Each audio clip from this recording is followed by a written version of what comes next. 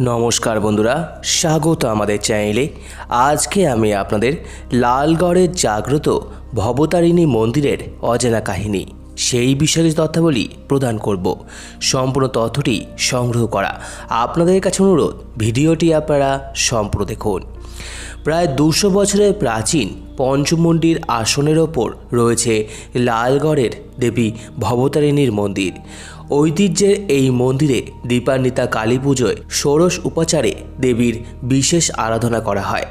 অমাবস্যার রাতে ঘটে জল ভরার সময় দিঘিতে প্রজ্বলিত প্রদীপ ভাসিয়ে দেবীকে আজও আহ্বান করা হয়।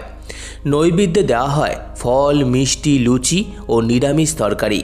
পরদিন দুপুরে দেবীকে অন্নভোগে খিচুড়ি, পায়েস এবং পঞ্চব্যঞ্জন নিবেদন করা হয়।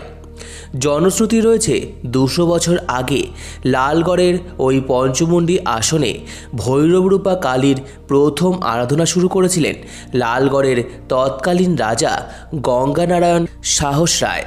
স্থানীয় রাজার বাদদিঘির পারে পঞ্চমুণ্ডির আসনে সাধনা করে ব্রহ্মজ্ঞান লাভ করেন তিনি।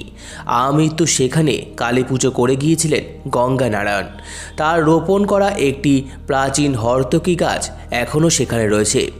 গঙ্গানারায়ণের মৃত্যুর পর অবশ্য পঞ্চমুণ্ডির আসনে কালী পুজো বন্ধ হয়ে যায়। গঙ্গানারায়ণের মৃত্যুর 150 বছর পরে 1982 সালে স্থানীয় চিকিৎসক উমাশঙ্কর রায়ের উদ্যোগে ফের ওই পঞ্চমুণ্ডির আসনে দেবী ভবতারিণীর নিত্য পুজো শুরু হয়। লালগড় রাজপরিবারের উত্তরসূরিদের দুঃসম্পর্কের আত্মীয় উমাশঙ্কর বাবু নিজেই ভবতারিণী মন্দিরের সেবায়িত এবং পূজক।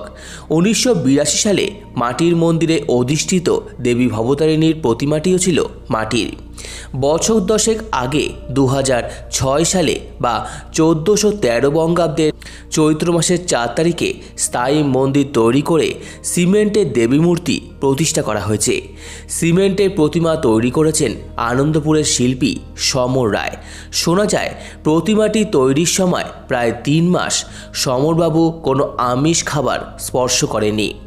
উমাশঙ্করবাবু জানালেন, প্রতি অমাবস্যায় দেবীকে খিচুড়ি এবং পঞ্চব্যঞ্জন নিবেদন করা হয়। বলিদানের প্রথা নেই।